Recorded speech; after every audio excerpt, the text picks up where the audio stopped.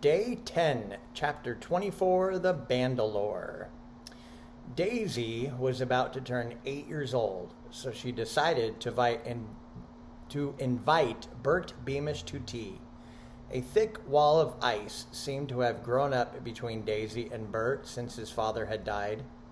He was always with Roderick Roach, who was very proud to have the son of an Ickabog victim as a friend.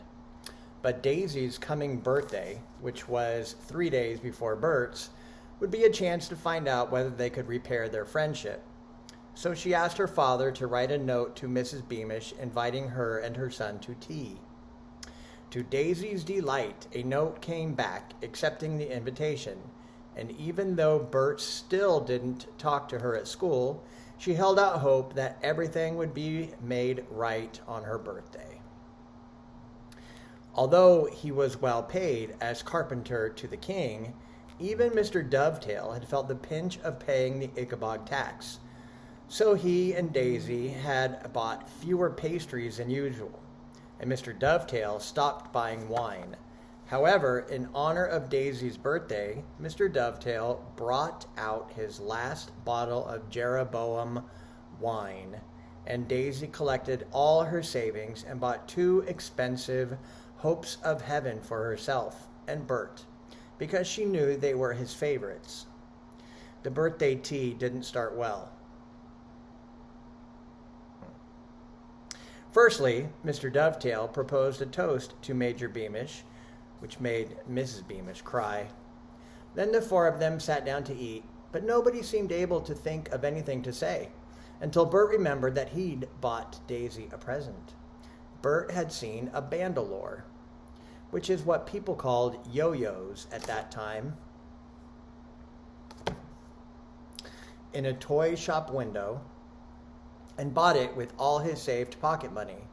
Daisy had never seen one before, and what with Bert teaching her to use it, and Daisy swiftly becoming better at it than Bert was, and Mrs. Beamish and Mr. Dovetail drinking Jeroboam sparkling wine, conversation began to flow much more easily. The truth was that Bert had missed Daisy very much, but had not known how to make up with her, with Roderick Roach always watching. Soon, though, it felt as though the fight in the courtyard had never happened, and Daisy and Bert were snorting with laughter about their teacher's habits of digging for bogies in his nose. Maybe I should say boogies. I guess maybe I just spell boogies differently. Boogies in his nose when he thought none of the other children were looking. The painful subject of dead parents or fights that had gotten out of hand, or King Fred the Fearless, were all forgotten. The children were wiser than the adults. Mr. Dovetail hadn't tasted wine in a long time, and unlike his daughter, he didn't stop to consider that discussing the monster that was supposed to have killed Major Beamish might be a bad idea. Daisy only realized what her father was doing when he raised his voice over the children's laughter. "All I'm saying, Bertha," Mr. Dovetail was almost shouting, "is where's the proof? I'd like to see proof, that's all." "You don't consider it proof, then, that my husband was killed?" said Mrs. Beamish, whose kindly fine face suddenly looked dangerous. "Oh, poor little knobby buttons." "Like little knobby buttons," replied Mr. Dovetail. "Little knobby buttons. Now you come to mention it, I'd like proof of little knobby buttons. Who was he? Where did he live? Where's that old widowed mother gone who wore the ginger wig? Have you ever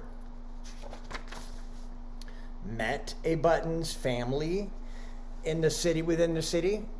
And if you press me," said Mr. Dovetail, brandishing his wineglass, "if you press me, Bertha, I'll ask you this. Why was Nobby Buttons' coffin so heavy, when all that was left of him were his shoes and his shin bone?" Daisy made a furious face to try and shut her father up, but he didn't notice. Taking another large gulp of wine, he said, "It doesn't add up, Bertha, doesn't add up. Who's to say, and this is just an idea, mind you, but who's to say poor Beamish didn't fall off his horse and break his neck, and Lord Spittleworth saw an opportunity to pretend the Ickabog killed him, and charge us all a lot of gold." Mrs. Beamish rose slowly to her feet. She wasn't a tall woman, but in her anger, she seemed to tower awfully over Mr. Dovetail. "My husband," she whispered in a voice so cold that Daisy felt goosebumps, "was the best horseman in all of Cornucopia. My husband would no sooner have fallen off his horse than you'd chop off your leg with your own axe, Dan Dovetail. Nothing short of a terrible monster could have killed my husband, and you ought to watch your tongue, because saying the Ickabog isn't real happens to be treason." In a way, a monster killed her husband, right? "Treason," jeered Mr. Dovetail. "Come off it, Bertha. You're not going to stand there and tell me you believe in this treason nonsense. Why, a few months ago, not believing in the Ickabog made you a sane man, not a traitor." "That was before we knew the Ickabog was real," screeched Mrs. Beamish. "Bert, we're going home." "No, no, please don't go," Daisy cried. She picked up a little box she'd stowed under her chair and ran out into the garden after the Beamishes. "Bert, please, look, I got us hopes of heaven. I spent all my pocket money on them." Daisy wasn't to know that when he saw hopes of heaven now, Bert was instantly reminded of the day he'd found out his father was dead. The very last hope of heaven he'd ever eaten had been in the king's kitchen when his mother was promising him they'd have heard if anything had happened to Major Beamish. All the same, Bert didn't mean to dash daisies to the ground. He meant only to push it away. Unluckily, Daisy lost her grip on the box, and the costly pastries fell into the flower bed and were covered in earth. Daisy burst into tears. "Well, if all you care about is pastries," shouted Bert, and he opened the garden gate and led his mother away. Lord Spittleworth's Problem, Chapter 25. Unfortunately for Lord Spittleworth, Mr. Dovetail wasn't the only person who'd started voicing doubts about the Ickabog. Cornucopia was growing slowly poorer. The rich merchants had no problem paying their Ickabog taxes. They gave the collectors 2 ducats a month, then increased the prices on their pastries, cheese, hams, and wines to pay themselves back. However, 2 gold ducats a month was increasingly hard to find for the poorer folk, especially with food at the markets more expensive. Meanwhile, up in the marshlands, children began to grow hollow-cheeked. Spittleworth, who had spies in every city and village, began hearing word that people wanted to know what their gold was being spent on, and even to demand proof that the monster was still a danger. Now, people said of the city of Cornucopia that their inhabitants had different natures. Jeroboams were supposed to be brawlers and dreamers, the Kurdsburgers peaceful and courteous, while the citizens of Showville were often said to be proud, even snooty. But the people of Barronstown were said to be plain speakers and honest dealers, and it was here that the first serious outbreak of disbelief in the Ickabog happened. A butcher called Tubby Tenderloin called a meeting in the town hall. Tubby was careful not to say he didn't believe in the Ickabog, but he invited everyone at the meeting to sign a petition to the king, asking for evidence that the Ickabog tax was still necessary. As soon as this meeting was over, Spittleworth's spy, who had, of course, attended the meeting, jumped on his horse and rode south, arriving at the palace at midnight. Woken by a footman, Spittleworth hurriedly summoned Lord Flaphoon and Major Roach from their beds, and the 2 men joined Spittleworth in his bedroom to hear what the spy had to say. The spy told the story of the Treasonous Meeting, then unfurled a map on which he'd helpfully circled the houses of the ringleaders, including that of Tubby Tenderloin. "Excellent work," growled Roach. "We'll have all of them arrested for treason and slung in jail. Simple." "It isn't simple at all," said Spittleworth impatiently. "There were 200 people at this meeting, and we can't lock up 200 people. We haven't got room, for one thing. And for another, everyone will just say it proves we can't show the Ickabog's real." "Then we'll shoot 'em," said Flaphoon, "and wrap 'em up like we did Beamish, and leave 'em by the marsh to be found, and people will think the Ickabog got 'em." "Is the Ickabog supposed to have a gun now?" snapped Spittleworth, "and 200 cloaks in which to wrap its victims?" Well, if you're going to sneer at our plans, my lord, said Roach, why don't you come up with something clever yourself? But that was exactly what Spittleworth could not do. Cudgel his sneaky brain though he might, he couldn't think of any way to frighten the cornucopians back into paying their taxes without complaint. What he needed was proof that the Ickabog really existed. But where was he to get it? Pacing in front of the fire, after the others had gone back to bed, Spittleworth heard another tap on his bedroom door. What now? He snapped. Into the room slid the footman Cankerby. What do you want? Out with it quickly. I'm busy, said Spittleworth. If it pleases your lordship, said Cankerby, I happened to be passing your room earlier, and I couldn't help hearing about their treasonous meeting in Baronstown, what you, Lord Flaphoot, and Major Roach was talking about. Oh, you couldn't help it, said Spittleworth in a dangerous voice. I thought I should tell you, my lord. I've got evidence that there's a man here in the city, within the city, that thinks the same way as those traitors in Baronstown, said Cankerby. He wants proof, just like them butchers do. Sounded like treason to me when I heard about it. Well, of course it's treason, said Spittleworth. Who dares say such things in the very shadow of the palace? Which of the king's servants dares question the king's word? Well, as to that, said Cankerby, shuffling his feet, some would say that's valuable information. Some would, you tell me who it is, snarled Spittleworth, seizing the footman by the front of his jacket, and then I'll see whether you deserve payment. Their name. Give me their name. It's Dan Dovetail, said the footman. Dovetail. I know that name, said Spittleworth, releasing the footman, who staggered sideways and fell into an end table. Wasn't there a seamstress? His wife, sir. She died, said Cankerby, straightening up. Yes, said Spittleworth slowly. He lived in that house by the graveyard, where they'd never fly a flag, and without a single portrait of the king in the windows. How do you know he's expressed these treasonous views? I happened to overhear Mrs. Beamish telling the scullery maid what he said, said Cankerby. You happen to hear a lot of things, don't you, Cankerby? Commented Spittleworth, feeling in his waistcoat for some gold. Very well. Here are 10 ducats for you. Thank you very much, my lord, said the footman, bowing low.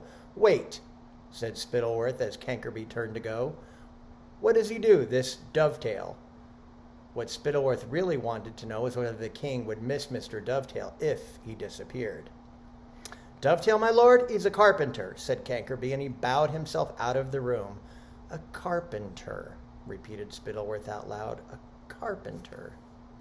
And as the door closed on Cankerby, another of Spittleworth's lightning strike ideas hit him, and so amazed was he at his own brilliance, he had to clutch the back of the sofa because he felt he might topple over.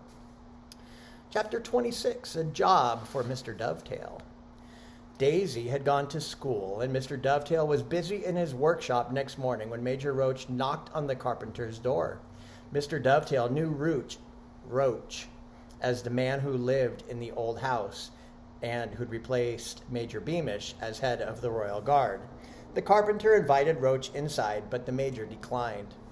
We've got an urgent job for you at the palace, Dovetail, he said. A shaft on the king's carriage has broken, and he needs it tomorrow. Already? Said Mr. Dovetail. I only mended that one last month. Uh-oh, a light went out here in the garage. Hang on.